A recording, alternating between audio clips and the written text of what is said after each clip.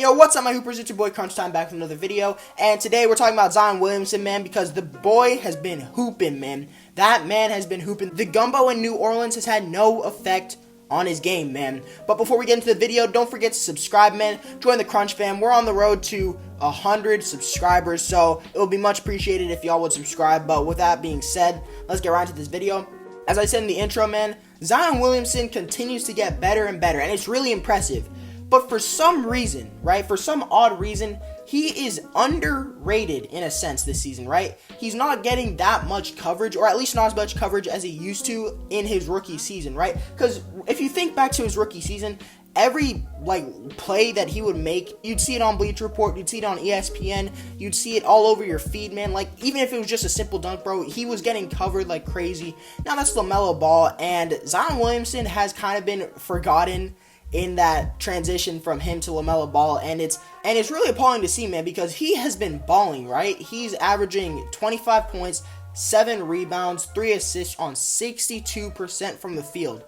That is really, really good, especially when you consider that he's playing with Steven Adams, who, let's be honest, the boy can't shoot, right? He just clogs up the paint. So the fact that that's where Zion works, and he's working down there with Steven Adams, clogging up the paint, is really, really, really impressive. And first of all, I just want to point out his playmaking, man, because in the box score, his assist numbers might not really jump out at you, but I promise you, man, Zion's playmaking and decision-making continue to improve, and it's just really a beauty to see, and it seems like it improves on a game-to-game basis as well. He just seems to always be getting better, just game after game after game, and that's really, really cool to see.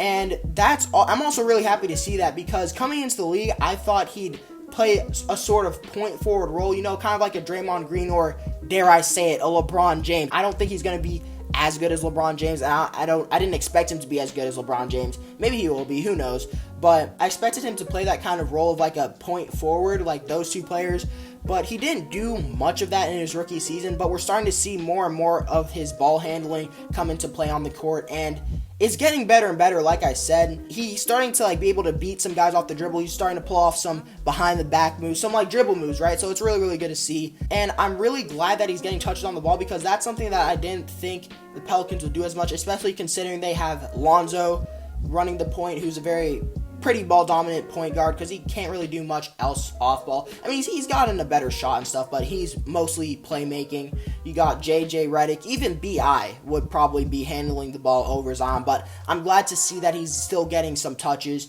and getting some time to kind of improve on his ball handling. So that's something I really want to point out, how good of a playmaker he is. But also, I want to talk about the role he's kind of taken, which is kind of odd, especially considering where he came into the NBA, how he was in college, because he plays more in the post than I thought he would, right? Think back again to how he was playing at Duke, right? He was doing windmills, he was doing a bunch of crazy fast break stuff. He was, again, more of a point forward and stuff, and he was even shooting some threes, right? He was shooting maybe a couple threes a game, which is something that he just barely shoots threes at all nowadays. So you haven't really gotten much of what he looked like at Duke in the NBA. He's basically kind of switched up his play style. I'm not saying that he wasn't very post dominant in college, because he definitely was, right? He operated a lot in the post, but I just expected him to be doing a lot more crazy dunks and stuff, and I think that's part of the reason, again, why his hype has died down a bit. He's not as electrifying, and he's not doing as crazy, dunks as we thought we'd be seeing him do early on in his career. But speaking of post play, man has been a beast in the NBA, and that's really, really cool to see, because one of Zion's major criticisms was how he had weak competition in high school, right? There was no way he was going to do that in college, and then he got to college, and he was just bullying college level athletes, and then people were saying, oh yeah, he's not going to do that in the NBA though, but he's continued to do it in the NBA. He's bullying grown men, bro. It's crazy, right? He's got that New Orleans gumbo weight on him, right? And he's just able to throw that around in the paint and be really, really paint dominant. But I think something that's also really, really impressive is how efficiently he's doing it. He's shooting 62% from the field on 15 shots per game, which is insane. That's really, really, really good efficiency. 25 points a game on 62% from the field is really impressive, which again makes it more appalling that he's not getting more coverage.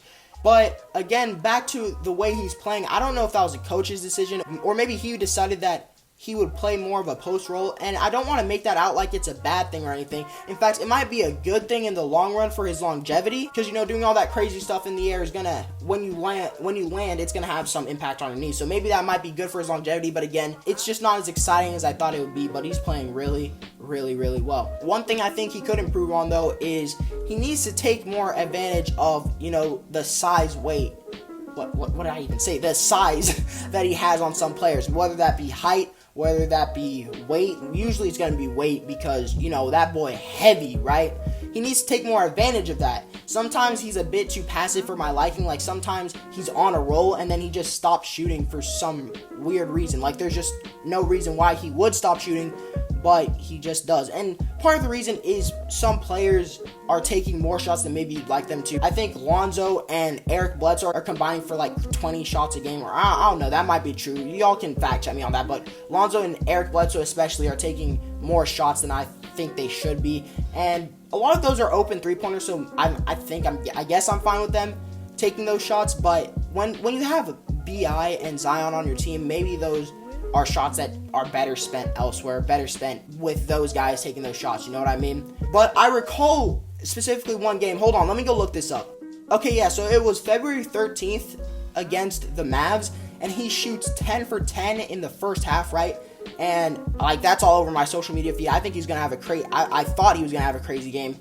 So he shoots 10 for 10 in the first half, and then he only takes 5 shots in the second half and went 4 for 5 on those shots, which is still really good efficiency. But, like, I don't understand the rationale about why he wouldn't be taking more shots than he did in the first half if he was 10 for 10. Like, that just doesn't really compute, right? And I don't know if that's a coach's decision or a Zion decision. I don't know if that's just his mindset, if he's too nice of a guy to be, you know, taking those shots. But bro, just do it. Just do it, okay? You have the ability to take those shots. You have the ability to make those shots.